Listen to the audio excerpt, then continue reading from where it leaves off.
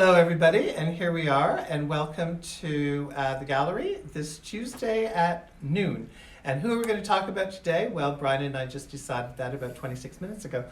And but before that, Nancy popped in and brought us one of the pieces that she's just acquired for her own collection. And this is a superb piece of Angelo Di Petta. And what is really wonderful, look at the signature there. Is it coming up? Oh. Anyway, it's this is stained clay, stained porcelain, and then up here, beautiful decoration. You know, some of the artists that use these graphite pencils where it doesn't fire off, that is how the lines have been done. Oh, there, that's better. Is that better? And so you've got this wonderful, look at that, the craculature and the glaze. Angelo's wonderful signature. So he has rolled this out, wrapped it around another piece, beautifully fired, and Brian and I are both coveting it, but that's neither here nor there. Moving right along, we're not getting it. So moving, right, Nancy? That's right. Yeah, right, Sorry. Nancy. Okay, so today we're going to talk about Melissa LeBlanc. Melissa LeBlanc is from New Brunswick, and she is our only chicken rancher. Oh no, we've got another chicken rancher. Gordon Hutchins raises exotic chickens. Anyway, we have been showing Melissa now for how long? 10 years? Almost, yeah. Almost 10 years. Her work is absolutely extraordinary.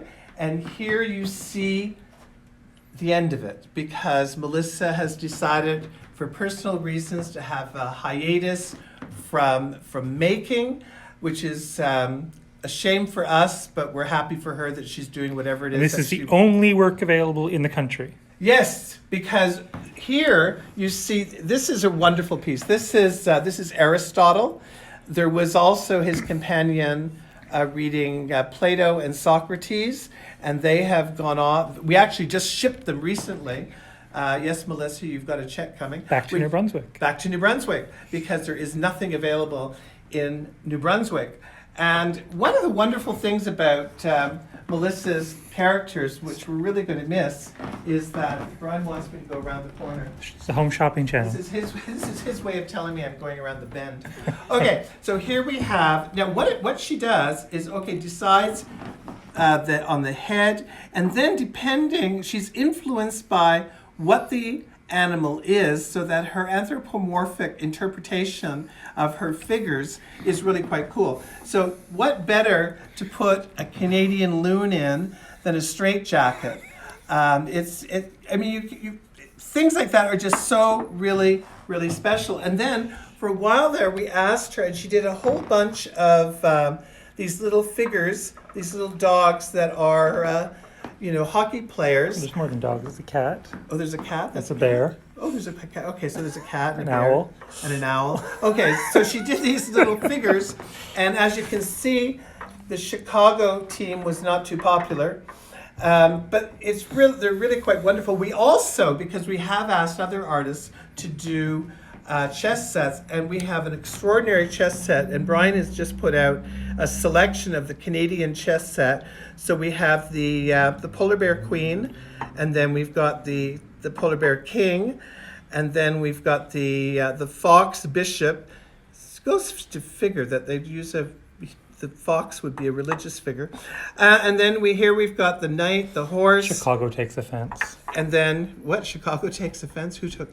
Well, no, but nobody's been buying. But she didn't do a Chicago one because the logo was too complicated. Oh yeah, that's right. That's right.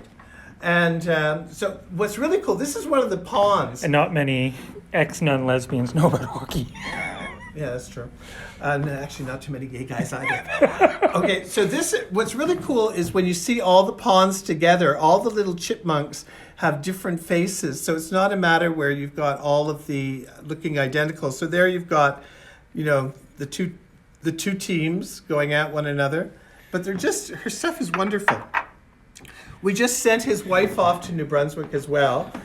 And this was part of she must like working in threes, because there were two other components of the arts. Literature, art, and what was the third one?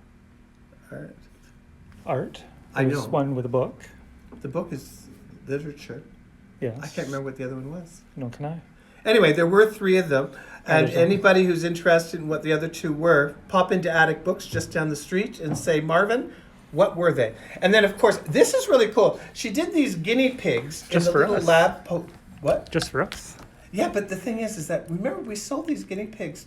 They went to scientists Who has guinea pigs? who had guinea pigs. I mean, you can't get more appropriate than that. And then all the little chickadees and the little squirrels and all that. The squirrels were as a result of visiting London because we've got more squirrels running around than you can shake a stick at. And a matter of fact, often I find at home So the chickadees are 95. The small squirrels 95. The large ones are 125. 125, and these are 95. you're not 98. What is the price? As usual, they've fallen off. The trouble with you want to. Whoops. They are 95. They are 95. So this piece, this was done for an It's exhibition. all about finding our heart. And yes, The key this to her is, heart. and also if you could turn back time, and so there you've That's not till got the fall. what? That's not till the fall. If you could turn. Well, no, there was something. Oh yeah, we've just gone sprung forward, but there was something really, really quite wonderful and metaphysical about her interpretation of why this sculpture came about. And though I just called her, she must be out feeding the chickens or something because she didn't pick up. Mind you, if we called her yesterday instead of deciding we were going to talk about her in 26 minutes. Okay, so there we have. This is. We have nothing else hiding.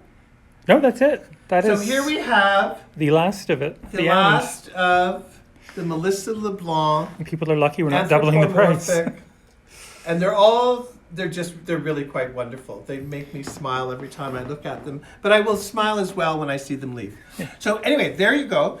And also, just for anybody who don't forget that on Thursday we will be back again to talk about, well, we've got some stuff in transit, Yeah. which Brian will not tell me what it is. All I know is 20 pieces of Terry Hildebrand, which hopefully will arrive in time for Thursday. What do the loons go for? These ones? Yes. They are $4.25. Each. Yeah. Yeah. Yeah. So they're pretty cool.